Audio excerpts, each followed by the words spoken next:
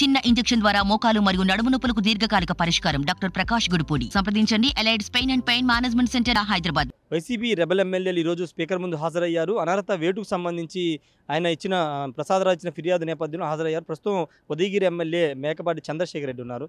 Sir, మీరేమి సమాధానం ఇచ్చారు? మిమ్మల్ని అనర్హత వేటు వేయాలి, మిమ్మల్ని డిస్క్వాలిఫై చేయాలనేది ప్రధానంగా స్పీకర్ ఫిర్యాదు చేశారు. స్పీకర్కి మీరు ఏం చెప్పారు? మీ మీద అనర్హత వేటుకి సంబంధించి ఎలాంటి నిర్ణయం తీసుకున్నారు? ఈరోజు స్పీకర్ గారు విచారణకు రమ్మని మాకు నోటీస్ ఇవ్వటం జరిగింది. ఆ నోటీస్ ప్రకారం వచ్చాము.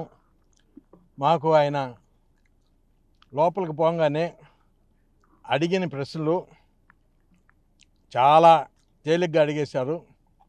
వాటికి ఏదో ఆన్సర్ చేశాము, అంతే అన్నాడు. ఆమెను బయటకు వచ్చేసాము. అదే జరిగింది. కానీ ఆయన మీరు ఇచ్చినటువంటి నోటీసులో వివరాలు లేవు, మాకు వివరాలు కావాలా అని మేము 3 లెటర్స్ ఇచ్చాము. వాటికి మాకు అక్నాలెడ్జ్మెంట్ ఇవ్వమన్నాము.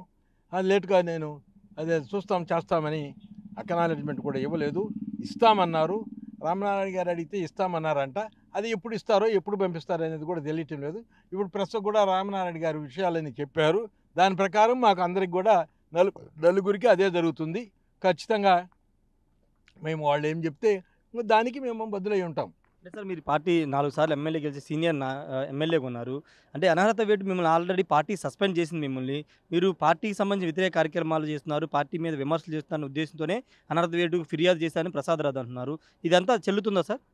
మేమేమి అనర్హత వేటు వేసేటట్లు ఏం చేయలేదు. వాళ్ళు ఊహించుకున్నారు, మమ్మల్ని బయటికి పంపించాలనుకున్నారు, మా టికెట్ వేరే వాళ్ళకి ఇవ్వాలనుకున్నారు.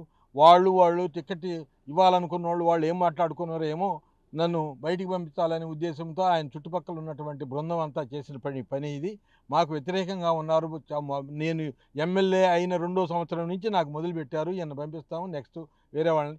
నా కాన్స్టిట్యూన్సీలో నేను ఎవరు గెలవరయ్యా అని చెప్పాను. 5 తూర్లు ఆయన కలిశాను ముఖ్యమంత్రిని. నాకు టికెట్ ఇవ్వండి, నేను గెలుస్తానంటే నీకు కాదు ఇంకొకరికి, నా గ్రాప్ బాగలేదన్నాడు. ఎవరు గ్రాప్ బాగుందో రేపు చూస్తాము, అది కూడా మీకు అందరికి కూడా తెలుస్తుంది. వ్యూహాత్మకంగానే ఇదంతా వైసీపీ చేస్తుంది అనుకుంటున్నారా? రాజ్యసభ ఎన్నికలు ఉన్నాయి కాబట్టి. రాజ్యసభ ఎన్నికలు ఉన్నాయి కాబట్టి వాళ్ళు వేసిన ప్లాన్ ఇది, దాని ప్రకారం చేస్తున్నారు. అయితే మరి భగవంతుడే ఉన్నాడు. ఆ ప్లాన్ ప్రకారం చేసింది. మమ్మల్ని అన్యాయం చేస్తే అన్యాయం ఎవరికి ఎప్పుడు జరగద్దో అది జరుగుద్ది. నెల్లూరు పాలిటిక్స్ గురించి ఏం చెప్తారు? మీ పార్టీకి సంబంధించినటువంటి ఇప్పుడు వైసీపీకి సంబంధించిన అనిల్ కుమార్ యాదవ్ని వేరే మారుస్తున్నారు, రకరకాల ప్రచారాలు జరుగుతున్నాయి. సార్, ఆయన ఎవరిని మార్చుకుంటారో, ఎవరిని పెట్టుకుంటారో, ఏదేదో చేస్తున్నాడు. ఈ ఎంపీలు నాడా, ఆ ఎంపీలు నీడా, ఈ ఎమ్మెల్యే నాడా, ఆ ఎమ్మెల్యే నీడా, మార్చుకొని వాళ్ళ దుంప దించి వాళ్ళందరూ తిట్టేదానికి, వాళ్ళందరూ వ్యతిరేకించేదానికి చేసుకుంటున్నాడు. అది రేపు టికెట్లు ఇచ్చేటప్పటికి అంతా మీకు తెలుస్తుంది, ఆ రాష్ట్రం అంతా తెలిసిపోతుంది. నెక్స్ట్ మేకపాటి చంద్రశేఖర్ రెడ్డి గారు ఎక్కడి నుంచి పోటీ చేస్తున్నారు? ఉదయగిరి నుంచి, టీడీపీ నుంచి పోటీ చేస్తారు సార్. టీడీపీ నుంచి టికెట్ వాళ్ళు కానీ ఇస్తే నేను పోటీ చేస్తాను, లేకపోతే నేను రాజకీయంగా ఉంటాను. నేను చంద్రబాబు గారికి సపోర్ట్ చేస్తాను. మీరు పార్టీలో చేరేటప్పుడు మీకు ఏం హామీ లభించలేదు సార్? నేనేం హామీ ఎక్కడ తీసుకోలేదు. నేను ఇండిపెండెంట్ ఎమ్మెల్యేగానే ఉన్నాను ఇప్పటిదాకా, అదే పద్ధతిలో ఉంటాను. అయితే పార్టీ టికెట్ ఇస్తే పోటీ చేస్తారు? ఎమ్మెల్యే ఇప్పటికి కూడా ఇండిపెండెంట్ ఎమ్మెల్యే నేను అనేది చెప్తున్నాము. చంద్రబాబు గారికి ఇంకా రాబోయే రోజుల్లో ఆయన ఏ డిసిషన్ తీసుకుంటే దాని ప్రకారం ఫాలో అవుతాం. సార్, ఇంకొక విషయం, షర్మిల చూస్తున్నారు. షర్మిల కామెంట్లు, ఆమె ఏపీ పిసిసి అధ్యక్షురాలుగా అయిన దగ్గర నుంచి ముఖ్యమంత్రి మీద, రాష్ట్ర ప్రభుత్వం మీద తీవ్ర విమర్శలు చేస్తున్నారు. మీరు కూడా కాంగ్రెస్ పార్టీలో పనిచేశారు కాబట్టి ఎలా చూస్తారు షర్మిల? సార్, షర్మిలమ్మ చెప్పేటటువంటి మాటలు 100కి 100 కరెక్టు. ఆమె న్యాయంగా మాట్లాడుతుంది. ఆమె చాలా ఇబ్బందులు పడింది. ఆమె పాదయాత్ర చేసిన 300 చిల్లర కిలోమీటర్లు తిరిగి వాళ్ళ అన్నను గెలిపించుకునేదానికి, ముఖ్యమంత్రిని చేసుకునేదానికి కష్టపడినటువంటి వ్యక్తి ఆమె. అదే ఇప్పుడు చెప్తుంది, వింటున్నాము. అంటే రాజశేఖర రెడ్డి వారసుడు కాదు జగన్, తానే అసలైన వారసురాలని అని చెప్తున్నారు. ఎస్, 100% షర్మిలమ్మే కరెక్ట్ అయిన వారసురాలు.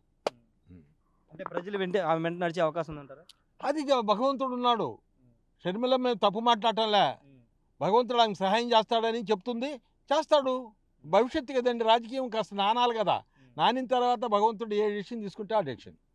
అంటే జలయజ్ఞం సంబంధించి కానీ సాగునీటి ప్రాజెక్టులన్నీ కూడా ఎక్కడా పూర్తి చేయలేదు, ఎలా వారసుడు అవుతామంటాం ప్రశ్నిస్తుంది. అది కరెక్టే.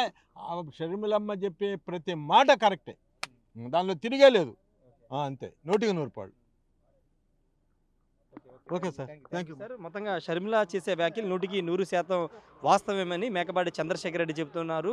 షర్మిల జగన్మోహన్ రెడ్డి కోసం చాలా తిరిగింది, పాదయాత్ర చేసింది. అలాంటి షర్మిలకి మోసం జరిగింది. అది ఆమె చెప్పే ప్రతి మాట కూడా నిజమేనని మేకపాటి చంద్రశేఖర్ రెడ్డి చెప్తున్నారు.